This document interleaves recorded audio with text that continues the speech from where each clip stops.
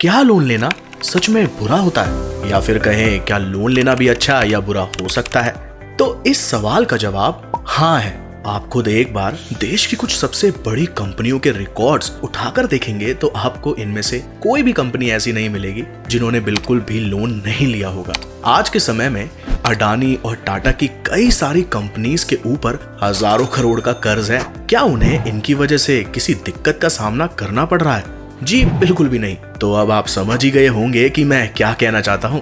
हमारे समाज में लोन लेने को एक बहुत ही बुरी चीज के रूप में दिखाया गया है, वहीं इसकी असलियत कुछ और ही है। और आज के इस वीडियो में हम इसी मिथ को खत्म करने का प्रयास करेंगे और आपको बताएंगे कि आखिर कैसे एक लोन आपके लिए अच्छा भी साबित हो सकता है। तो नमस्कार दोस्तों, मैं आपका फाइनेंशियल एडवाइजर नरेश कुमार। हमारी इस नई वीडियो में मैं आपका स्वागत करता हूँ। तो दोस्तों, सबसे पहले हम आपको ये समझाते हैं कि आखिर बैड लोन और गुड लोन होता क्या है और आखिर इसमें डिफरेंस क्या होता है। दोस्तों, कई लोग सोचते हैं कि किसी भी हालत में लोन ना लेना एक बहुत ही अच्छा डिसीजन होता है, पर मैं आपको बता दूं, ये चीज हर केस पर लागू नहीं होती है, बल्कि लोन कई बारी आपको आपकी वेल्थ बिल्ड करने में काफी मदद कर सकता है। फॉर एन एग्जाम्पल, अगर आपके पास घर लेने के लिए कैश कम पड़ रहा है तो मॉर्गेज के रूप में लोन लेना आपके लिए सबसे बेस्ट रहेगा, जो कि आपको आपकी हाउसिंग पेमेंट्स को अपने लिए रियल एस्टेट एसेट बिल्ड करने में हेल्प करेगा।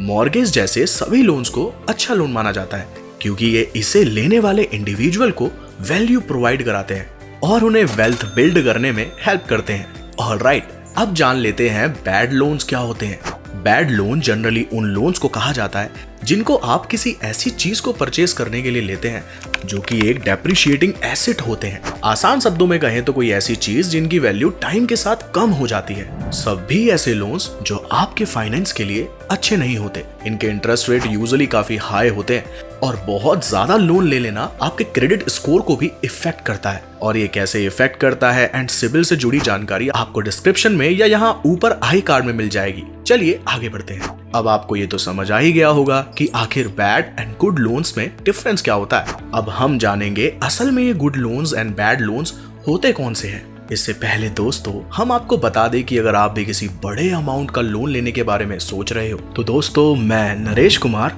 खुद भी पिछले 20 साल से एज ए फाइनेंशियल एडवाइजर काम कर रहा हूँ एंड मेरे पास लाख से लेकर करोड़ जितनी बड़ी ट्रांजैक्शन तक को मैनेज करने का 20 साल का एक्सपीरियंस है। हमारी टीम ने कई लोगों को 1 करोड़ या उससे अधिक के लोन को लेने और उनके फंड्स मैनेज करने में मदद की है। तो अगर आपको भी किसी ऐसी तरह की मदद की जरूरत है तो हम आपकी मदद करने के लिए पूरी तरह से तैयार हैं। हमारी कॉन्टेक्ट इन्फॉर्मेशन हमने इसी वीडियो के डिस्क्रिप्शन बॉक्स में दी हुई है। तो चलिए अब जानते हैं आखिर बैड लोन्स क्या क्या होते हैं। दोस्तों, पिछले कुछ समय में लोगों के बीच बड़ी गाड़ियों का क्रेज बहुत ज्यादा बढ़ा है, जिसके लिए वो लाखों रुपए के लोन्स बहुत ही हाई इंटरेस्ट पर भी ले लेते हैं, जिनको चुकाना फिर उनके लिए बहुत मुश्किल हो जाता है। कार के शोरूम से निकलते ही उसकी कीमत उसकी परचेज कॉस्ट से 10% इमीडिएटली गिर जाती है। आप एक कार के ऊपर अपना बहुत सारा पैसा लगा रहे होंगे जिसकी शायद आपको उतनी जरूरत भी ना हो और आगे आने वाले समय में भी आपके पैसे उसमें और लगेंगे ही।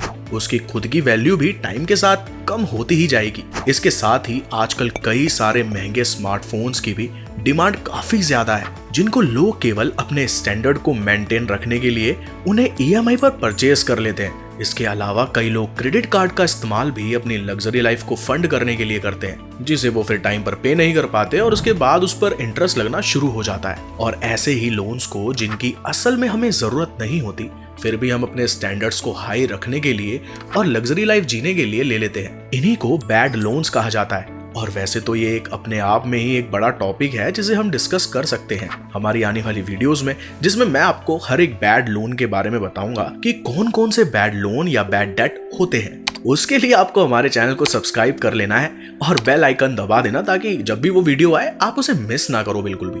साथ ही हजारों लोगों में से आप सबसे पहले उसे देख पाएंगे। तो चलिए अब आपको कुछ गुड लोन्स यानी गुड डेट के बारे में भी बता देते हैं। दोस्तों, जैसे कि हमने आपको बताया कि गुड लोन्स ऐसे लोन्स को कहा जाता है जो टाइम के साथ आपको और ज्यादा वैल्यू प्रोवाइड कराते हैं। इसके सबसे अच्छे एग्जाम्पल हैं एजुकेशन लोन, बिजनेस लोन या होम लोन। इन तीनों ही लोन्स का अगर आप सही इस्तेमाल करें तो टाइम के साथ आपको आपकी वेल्थ बिल्ड करने में यह आपकी मदद करेंगे। हालांकि समटाइम्स बिजनेस लोन्स लेने रिस्की भी हो सकते हैं, बट अगर एक बारी आपका बिजनेस सक्सेसफुल हो गया तो फिर कोई सा भी अमाउंट बड़ा नहीं रह जाएगा। और अब आप खुद ही सोचिए, देश के टाटा और अडानी जैसी बड़ी बड़ी कंपनियां भी हजारों करोड़ों के लोन में हैं, लेकिन फिर भी वो आज के समय में देश की सबसे सक्सेसफुल कंपनियों में से एक है। तो आप खुद समझ सकते हो कि कैसे लोन लेना आपके लिए एक बहुत ही अच्छा फैसला भी हो सकता है। तो दोस्तों, ये थे गुड लोन्स और बैड लोन्स के कुछ बेसिक्स।